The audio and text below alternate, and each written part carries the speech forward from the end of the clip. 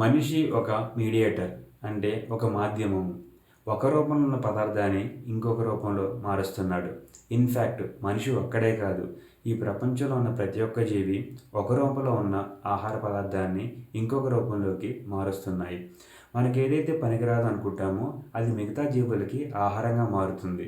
So, ఇదే life cycle అనేది, food cycle అనేది మనకి తెలుసు. అయితే ఈ ఫుడ్ సైకిల్‌లో కొంత డిస్టర్బెన్స్‌లు రావటం వల్లే మన శరీరానికి అందాల్సిన పోషకాలనేవి తగ్గుతున్నాయి. ఉదాహరణకు, మనం ఆహారంలో తీసుకునే ఏవైతే ఆహార పదార్థాలు ఉన్నాయో దానిని మనం వేరే రూపంలో మారుస్తాము. ఆ తర్వాత గేదెలు కావచ్చు, ఆవులు కావచ్చు, అవి కూడా అదే పని చేస్తాయి. ఆ తర్వాత అది మట్టి రూపంలోకి మారుతుంది.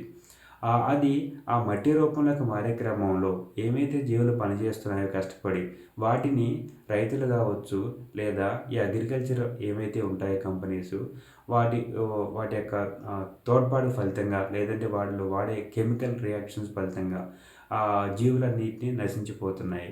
కావున పోషకాలు లేదా పోషకాలు కలిగిన మట్టి అనేది లేకపోవటం వల్ల అవి మనం తీసుకునే ఆహారంలోకి రావట్లేదు. సో, ఆ విధంగా మనం తీసుకున్న ఆహారంలోకి పోషకాలు రాకపోవటం వల్ల మనకు ఆరోగ్య, మానసిక సమస్యలు ఎక్కువవుతున్నాయి.